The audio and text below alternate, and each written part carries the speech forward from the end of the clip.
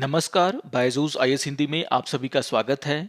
और आज हम 10 अक्टूबर के प्रमुख समाचारों पर आधारित कुछ प्रश्नों पर चर्चा करने वाले हैं। तो आइए शुरू करते हैं आज का डेली क्विज। यहाँ पर क्वेश्चन नंबर 1 है, दिए गए कथनों में से कौन सा कथन सही है। और यहाँ पर आपको 3 कथन दिए गए हैं। यहाँ पर पहला कथन है, चीन का चांग ई 5 चंद्रमा के ओसनस प्रोसेलरम क्षेत्र से नमूने लेकर के वापस आया है। तो ये बात बिल्कुल सही है।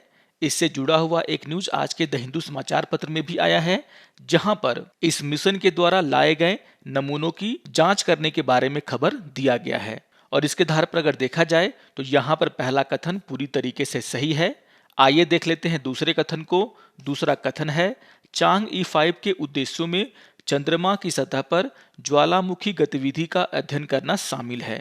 अगर हम चांग ई 5 के मुख्य उद्देश्यों की बात करें तो उसके मुख्य उद्देश्यों में से एक उद्देश्य यह भी था कि उसे यह पता लगाना था कि चंद्रमा कितने समय तक ज्वालामुखी रूप से सक्रिय रहा है। और यहाँ पर जो नमूने इसके द्वारा लाए गए हैं वह लगभग 1.96 बिलियन वर्ष पुराने हैं, जिससे पता चलता है कि ज्वालामुखी गतिविधि चंद्रमा पर अभी तक की जो जानकारी थी उससे ज्यादा समय तक बना रहा था। आपको ये ध्यान में रखना है कि यूएस और सोवियत मिशन के द्वारा जो नमूने लाए गए थे वह 2.9 बिलियन वर्ष से अधिक पुराने थे, लेकिन इस मिशन के द्वारा जो नमूने यहाँ पर लाए गए हैं वह 1.96 बिलियन पुराने हैं।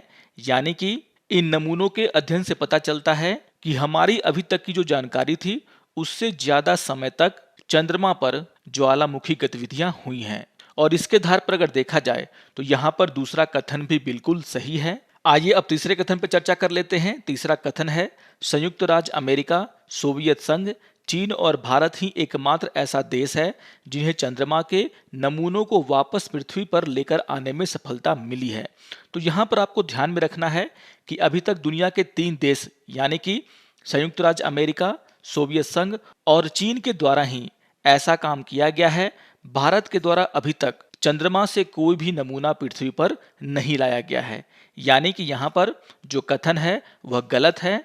और इसके आधार पर अगर देखा जाए तो क्वेश्चन नंबर 1 का आंसर होगा ऑप्शन नंबर सी। यहाँ पर पहला और दूसरा कथन सही है। इससे जुड़े हुए न्यूज को भी आप लोग ध्यान से पढ़ लेंगे और इसी को आधार बना करके ये क्वेश्चन आपके सामने रखा गया था। आइए अब क्वेश्चन नंबर 2 पर चर्चा कर लेते हैं। क्वेश्चन नंबर 2 है, निम्नलिखित में से कौन प्रवास के दौरान हवा की स्थिति पर बहुत अधिक निर्भर करता है। और यहाँ पर आपको 3 नाम दिए गए हैं। पहला नाम है ग्लोब स्कीमर ड्रैगन फ्लाई, दूसरा है जैकोबियन कोयल और तीसरा है अमूर फाल्कन। और हमें ये बताना है कि इन तीनों में से कौन कौन प्रवास के दौरान हवा की स्थिति पर बहुत अधिक निर्भर करते हैं। इससे जुड़ा हुआ एक न्यूज आज के द हिंदू समाचार पत्र में आया है, जहां पर ग्लोब स्कीमर ड्रैगन फ्लाई को लेकर के चर्चा किया गया है। और यहाँ पर यह बताया गया है कि छोटे होने के बावजूद ये ग्लोब स्कीमर ड्रैगन फ्लाई बहुत ही लंबी दूरी तक उड़ान भरते हैं। माना यह जाता है कि ये इंडिया से लेकर के अफ्रीका तक उड़ान भरते हैं। और यहाँ पर जो प्रयोग किए गए हैं उससे ये पता चला है कि इतनी लंबी दूरी तक उड़ने के लिए ये ग्लोब स्कीमर ड्रैगन फ्लाई अपने शरीर में जमा फैट पर निर्भर नहीं करते। इसके बजाय यह वर्ष के कुछ निश्चित समय के दौरान मौजूद अनुकूल हवाओं का लाभ उठाते हैं। यहाँ पर जो प्रयोग किए गए हैं उसमें कहा गया है कि लगभग 15% ड्रैगन फ्लाई बसंत ऋतु में भारत से अफ्रीका में प्रवास का प्रबंध कर सकते हैं, जबकि शरद ऋतु में लगभग 40% ग्लोब स्कीमर ड्रैगन फ्लाई विपरीत दिशा में यात्रा कर सकते हैं, यानी कि वापस लौट सकते हैं। तो यहाँ पर यह बताया गया है कि ग्लोब स्कीमर ड्रैगन फ्लाई हवा का जो बहाव है उसका उपयोग करते हैं इतनी लंबी दूरी को तय करने के लिए। लेकिन यहाँ पर आपको ध्यान में रखना है कि ग्लोब स्कीमर ड्रैगन फ्लाई के साथ साथ जैकोबियन कोयल और अमूल फाल्कन भी प्रवास के दौरान हवा की स्थिति का लाभ उठाते हैं और लंबी दूरी तय करते हैं। यानी कि यहाँ पर जो तीनों नाम दिए गए हैं वे अपने प्रवास के दौरान हवा की स्थिति पर बहुत अधिक निर्भर करते हैं। यानी कि क्वेश्चन नंबर 2 का आंसर होगा आपका ऑप्शन नंबर डी। तो बहुत ही महत्वपूर्ण क्वेश्चन था ये। इस तरह के क्वेश्चन आपको एग्जाम में बहुत ज़्यादा देखने को मिलेंगे। और इससे जुड़ा हुआ जो न्यूज़ है आज के द हिंदू समाचार पत्र में उसे भी आप लोग ध्यान से पढ़ लेंगे। आइए अब क्वेश्चन नंबर 3 पर चर्चा कर लेते हैं। क्वेश्चन नंबर 3 है, दिए गए कथनों में से कौन सा कथन सही है। और यहाँ पर आपको 2 कथन दिए गए हैं। यहाँ पर पहला कथन है, भारत में महात्मा गांधी का पहला आश्रम साबरमती नदी के तट पर स्थापित किया गया था। अगर हम महात्मा गांधी के पहले आश्रम की बात करें तो आपको यहाँ पर ध्यान रखना है कि दक्षिण अफ्रीका से लौटने पर गांधी जी के द्वारा 25 मई 1915 को अहमदाबाद के कोचराब क्षेत्र में एक आश्रम स्थापित किया गया था और उस समय उसका नाम था सत्याग्रह आश्रम। लेकिन गांधी जी खेती और पशुपालन जैसी कई गतिविधियां यहाँ पर करना चाहते थे और इसीलिए आश्रम को 2 साल बाद यानी कि 17 जून 1917 को साबरमती के तट पर स्थानांतरित कर दिया गया।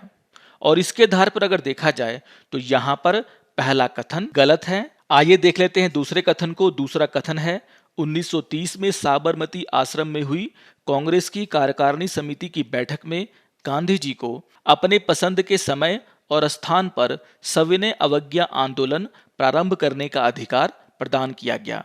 तो ये बात बिल्कुल सही है। और इसके आधार पर देखा जाए तो क्वेश्चन नंबर 3 का आंसर होगा आपका ऑप्शन नंबर बी, क्योंकि यहाँ पर सिर्फ दूसरा कथन ही सही है।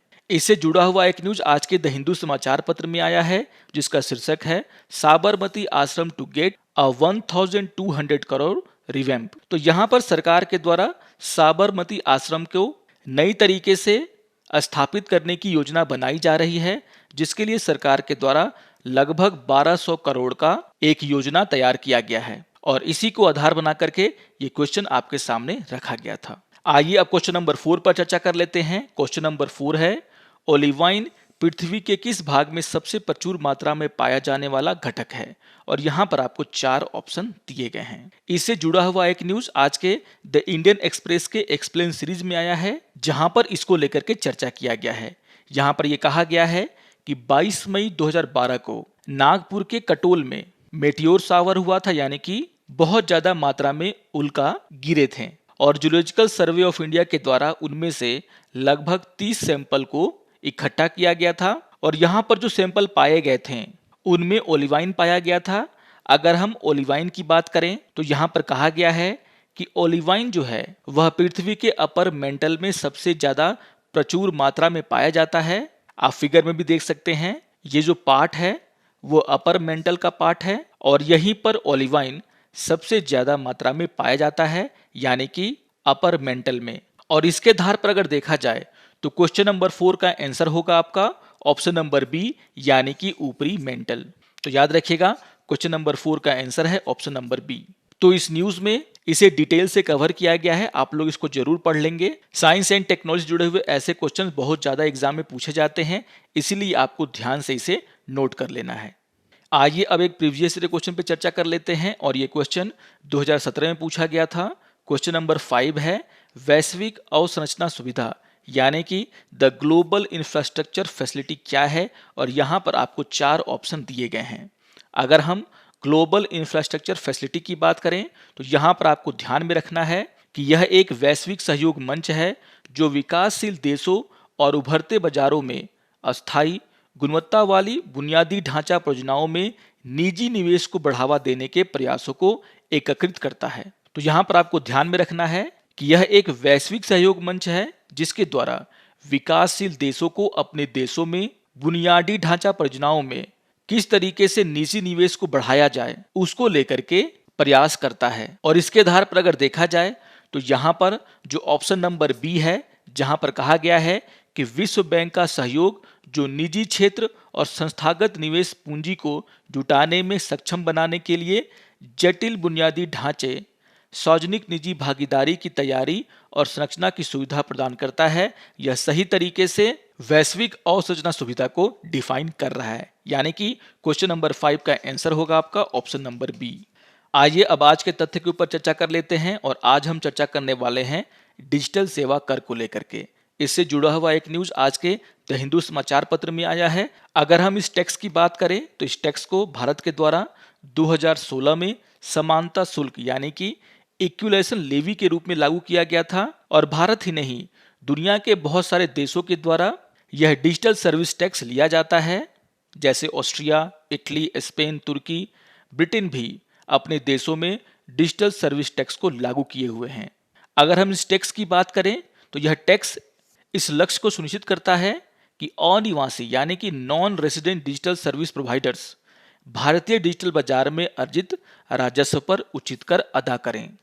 यानी कि वैसी कंपनियां जो भारत की नहीं हैं और उनके द्वारा भारत में किसी भी प्रकार की डिजिटल सर्विस प्रोवाइड कराई जाती है और उससे जो राजस्व उन्हें मिलता है उस पर यह कर लगाया जाता है। आपको यह ध्यान में रखना है कि डिजिटल सर्विस टैक्स ऐसे राजस्व पर लागू होगा जिसे अनिवासी डिजिटल सेवा प्रदाताओं द्वारा भारत में दी जाने वाली डिजिटल सेवाओं के माध्यम से अर्जित किया गया है। इन सेवाओं में डिजिटल प्लेटफॉर्म सेवाएं, डिजिटल कंटेंट की बिक्री, डेटा से संबंधित सेवाएं भी शामिल हैं और इसी को लेकर के इस न्यूज में चर्चा किया गया है।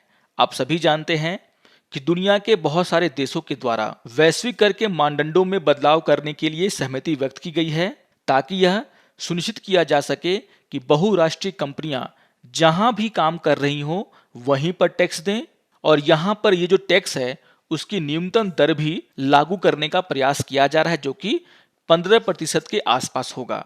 और इसी को देखते हुए यहाँ पर यह कहा गया है कि वैश्विक कर मानदंडों में जो सुधार किए जा रहे हैं उसको देखते हुए भारत को ये जो डिजिटल सेवा कर है उसे वापस लेना पड़ सकता है और यदि वैश्विक न्यूनतम कर सौदा हो जाता है तो भारत भविष्य में भी ऐसा कर लागू नहीं कर पाएगा। तो यहाँ पर आपको ध्यान में रखना है कि आखिर ये डिजिटल सेवा कर क्या है और क्यों इसे हटाने को लेकर के यहाँ पर बातें हो रही हैं। आशा करता हूँ कि आपको आज का ये डेली क्विज पसंद आया होगा।